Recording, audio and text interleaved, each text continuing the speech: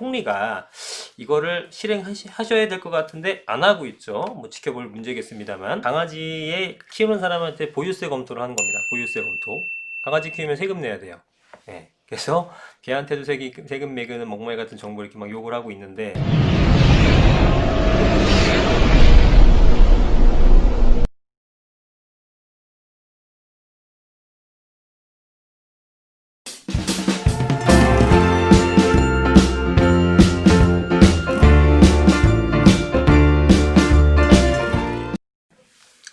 자, 안녕하세요. 이승훈 소장입니다. 자, 그 기사가 하나 있는데요. 이낙연 총리가 비거주 강남 아파트 팔까, 이 내용인데, 제가 전 영상에서 한번 말씀드렸었던 그 전세자금 대출이 이제 제도가 사실상 시행이 됐죠. 사실상 시행이 됐기 때문에 고가주택자 같은 경우는 전세자금 대출을 받을 수가 없거든요. 이런 상황인데 지금 이낙연 총리가 어떤 상황이냐고 봤더니 잠원동의 아파트랑 갖고 있답니다. 잠원동의 아파트를 하나 갖고 있고요. 그게 지금 가격이 잠원동 동아아파트네요. 동아아파트 KB 기준 시세가 16억 5천에서 17억 5천만 원 정도. 리모델링 눈앞에 두고 있어 작년에만 3억 원가량 올랐다. 당연히 고가주택 적용이 되고요. 그래서 지금 정치권에서 어떤 얘기가 있느냐 하면 수년째 살지도 않는 서울 강남 아파트는 팔아야 되는 거 아닙니까? 라고 얘기가 나오죠. 여기 거주하시는 게 아니란 말이에요. 국토부 관계자는 16일 부동산 시장 안정화 대책 발표 당시 강남 갭 투자 방지차에서 1주택자라고 하더라도 거주하지 않는 비거주 고가주택은 매도하도록 정책을 만들었다라고 했는데, 대표격인 그 지금 현 그 정치권의 총리가 이거를 실행하셔야 될 것 같은데 안 하고 있죠. 뭐 지켜볼 문제겠습니다만. 그래서 올 4.15 총선에서 당선이 될 경우 잠원동 아파트에 또 공간을 제공받으니까 4년 동안 거주하지 않게 되죠. 1주택 고가주택자 비거주자가 되는 거죠. 그러니까 팔아야 된다라고 얘기를 하는 겁니다. 그래서 더욱이 2014년 6월 전국 동시지방선거 전남시장에 당선된 이후부터 최근까지도 국가에서 제공한 공간에 살았습니다. 그래서 10년 가까이 잠원동 아파트를 비우게 되는 것이다, 이렇게 되는 거죠. 더군다나 지금 이 전 총리가 이거는 맞는 것 같아요. 전세자금 대출 제한에 직접 영향을 받게 됐다는 얘기도 나온다. 그쵸? 아까 말씀드렸다시피 고가 1주택자들은 지금 전세자금 대출이 막혀버렸죠. 막혀버렸기 때문에 9억 원 초과주택을 소유하고 있을 경우 전세자금 대출 아예 막았다. 이 전 총리가 전세로 살게 된 교남동 경희궁샤의 30평대 전세가 9억 원 정도인데, 이 총리의 신고한 예금액은 4억 6,300. 그죠? 그럼 이 4억 6,300으로 9억 원짜리 전세를 어떻게 들어가? 그죠? 그러니까 뭡니까? 자금 대출을 받아야 되잖아요.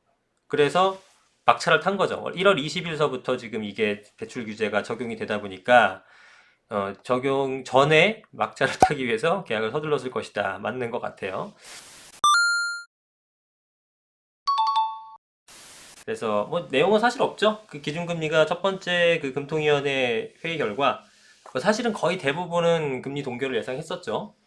근데 이후에 이제 인하가 될 것인가 인상이 될 것인가, 이제 이 부분이 이제 결정을 하는 내용들인데, 사실상 인하 얘기도 적지 않습니다. 동결을 주고, 왜냐하면 지금 미국 같은 경우도 계속 인하 압박을 뭐 트럼프 대통령이 계속 하고 있고, 뭐 아직은 연준에서 버티고 있긴 합니다만 그런 상황이고, 또 그러다 보면 우리의 그 인하 압박도 강해지고 있고, 우리의 경기 회복이 사실은 좋아야 되는 건데 경기 회복을 뭐 종합적으로는 일부 뭐 완화된 움직임 보인다 이러고서 일단은 공식적인 자료를 냈지만, 사실상 경기가 여전히 나아지는 기미가 보이지 않는다면 어쩔 수 없이 사실은 금리를 낮출 수밖에 없는 상태입니다.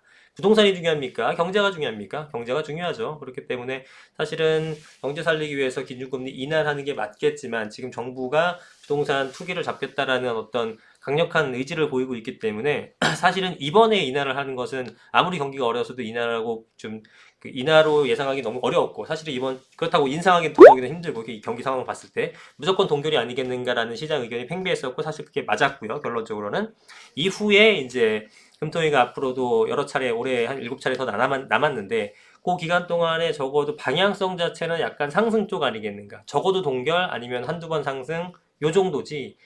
한두 번 상승이래. 한두 번 인하. 동결 아니면 한두 번 인하 정도지, 인상에 대해서는 지금 크게 논의되는 게 없기 때문에 사실 금리의 어떤 방향성도 예의주시할 필요가 있겠습니다. 그렇다면 어쩔 수 없이 뭐 우리가 부동산 집값 잡으려고 경기가 어려운데 금리를 인상시킬 수는 없기 때문에 금리 인하가 어쩔 수 없는 상황이라고 한다 그러면 정부에서 어떻게 하겠습니까? 부동산에 대해서 더더욱 강력한 정책을 쏟아내겠죠. 그래서 올해는 금리 저금리 기조와 정부 정책의 싸움이 될 것이다라고 예상을 해봅니다. 어떻게 될지 한번 지켜봐야죠. 어쨌든 첫 번째 금리 금통위의 결정은 금리 동결이다 이렇게 보시면 되겠습니다.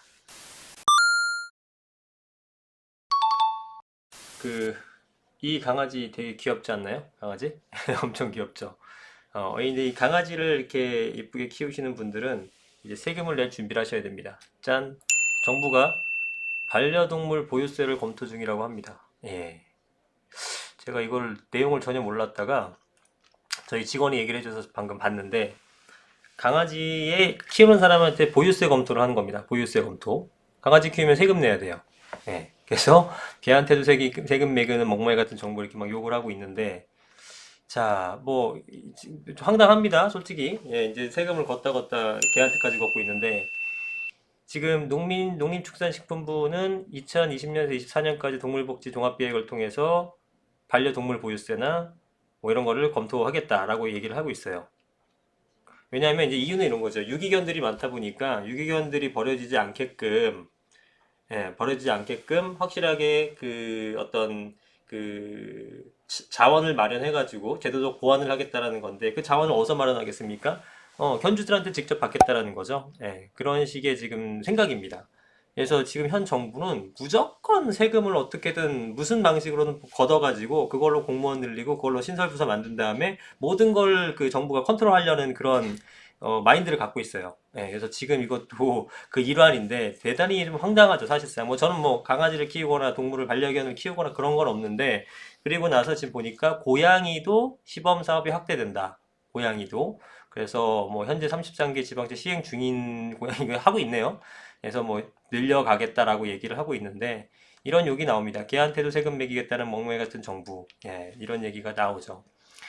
좀 황당하죠. 그래서 뭐 이런 의견도 있어요. 돈 없는 사람은 울며 겨자 먹기로 키우던 강아지를 버릴 수도 있죠. 그렇죠. 돈 없으면은 뭐 야 너 때문에 세금 내게 생겼잖아. 버릴 수도 있죠. 유기견이 더 늘어나는 부작용이 생길 수도 있는 겁니다. 그래서 잘 살던 강아지들도 세금 때문에 쫓겨나게 생겼다고 합니다. 이건 좀 진짜 좀 황당하긴 하네요. 그죠? 그래서 막 굉장히 좀 부정적인 여론이 좀 강합니다. 기존 세금이나 아껴 써라. 뭐 이런 얘기들도 하고 규탄하겠다. 뭐 또 촛불 들겠다는 얘기죠. 이런 얘기도 합니다. 그래서 지금 뭐 강아지 세금이 지금 기사가 여러 군데가 났는데 뭐 하루 이틀 이틀 전부터 지금 기사는 나옵니다. 근데 웃기네요. 지금 저희 정부의 행태가 솔직히 말씀드리면은 너무 모든 거를 본인 스스로 컨트롤 하려고 하다 보니까 자금이 많이 들어가고 돈은 한정돼 있고 또 복지를 한답시고 돈은 펑펑 쓰게 되니까 어디선가 또 새롭게 걷어야 되니까 이렇게 세금을 걷어내는 새로운 아이디어들이 지금 부동산만 해도 엄청나게 걷었는데 또 별다른 거에서 그냥 뭐 만들어 갖고 지금 세금 걷는 그런 능력이나 아이디어는 정말 대단합니다. 예, 대단합니다 정말로. 예. 아마 경영을 하셨으면은 엄청 잘했을 것 같아요. 예. 하여튼 이런 내용도 있다라는 거 예, 제가 좀 갑자기 황당해서 한번 영상을 찍어봤습니다.